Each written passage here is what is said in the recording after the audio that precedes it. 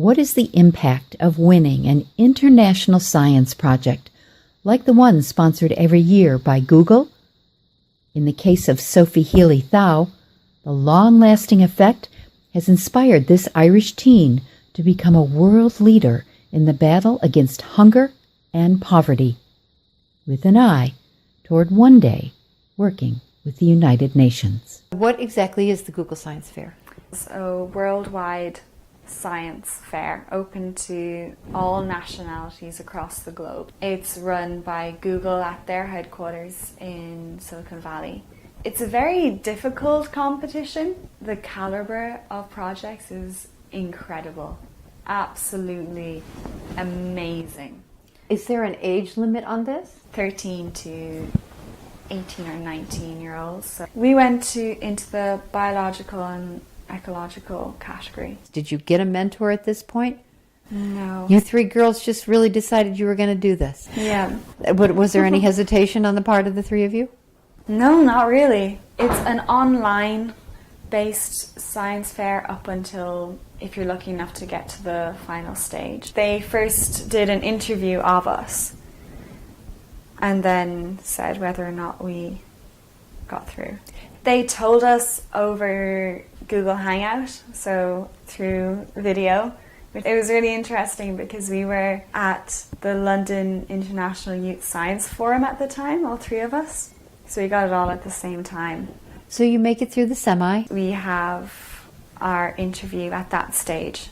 The Google Hangout interview? Yeah, like Okay. another one to talk more in depth. And then within that stage, I just cut those semi-finalists down to 15 projects. You make it to the 15 and then what happens? Then we go out to Silicon Valley. What's the reaction going on around you? Basically all of Ireland were cheering us on. We made the news and people from newspapers were getting in contact with us, and I could just walk down the street at that stage and you'd be like, "Oh, you're the Google girl." Do you take pretty much what you took to Europe, or have you done fine-tuning and changing? We did a bit of fine-tuning and changing. We went to a specialised lab to find out why we were getting the results we were getting, like what was happening inside the seed. They let us use their equipment under supervised conditions, so they taught us how to use the equipment, and we went in with our samples and conducted the experiments in there.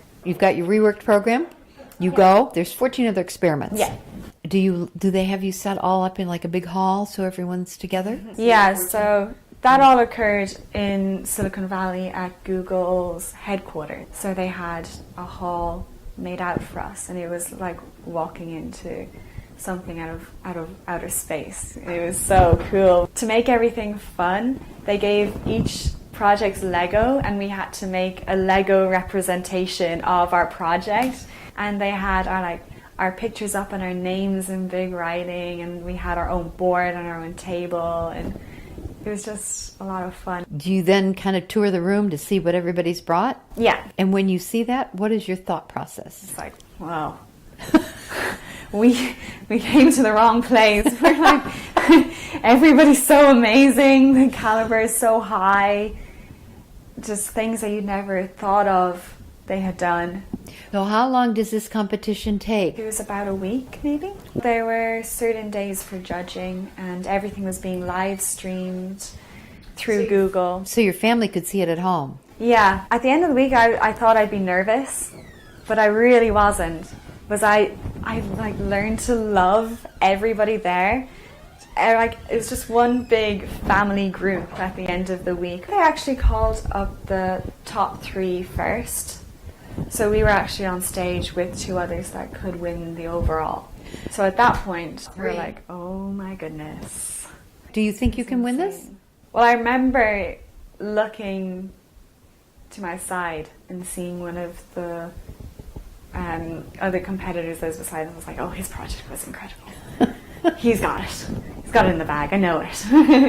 What do you think when you hear your names? I've looked back over the live stream, and I just, like, my mouth is open and my hands are on my head, and I could not believe it. I just couldn't believe it. All that hard work had Paid off. It was great to win the competitions because they gave such an amazing platform that we could be heard and our project could get known. Does the success bond you three girls, or do you go your separate ways? We kind of went our separate ways after then.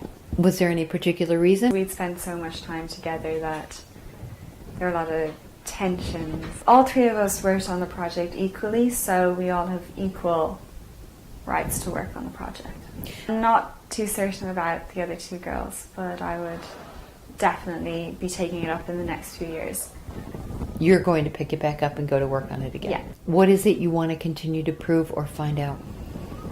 I'd really want to do more work into the why, but also work more in actually making it into a product that can be used by people for good rather than for money. I want to do international development and food policy. Is that a degree? Yeah, I found that I didn't really want to go down the science route. I really like working with people and talking to people especially, and working with people who are affected by drought, by climate change, by corruption. But food policy is what I'm most interested in. At the moment I am working with a charity called ActionAid UK. I'm a trustee on their board. It works with people who are just affected by, for example, like climate change or corruption, and especially working with women and young children in different countries around the world, but especially in the global south, so in, I hate, but like third world countries. Mm-hmm. I just love seeing what you can do for somebody. After Google Science Fair, I actually made a TEDx talk about food security and teaching young people about food security, because when I was at the Google Science Fair, they had a day when they brought young children in and we could explain our projects to them in simple terms and make it kind of fun. I just remember speaking to these young children and them not having any idea that there were children just like them working the land for their food every day. They had no idea at all. And I wanted to be I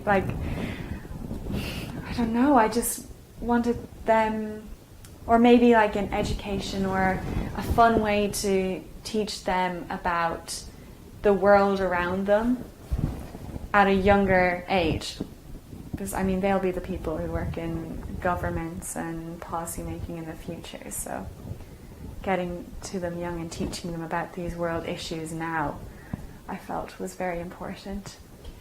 I'm a youth ambassador with the One campaign as well. It's a campaign founded by Bono, in which we don't do work on the ground, but we more shout about it. We want the public to get involved. We want policymakers to see that young people care about these issues, and governments are the people that need to change.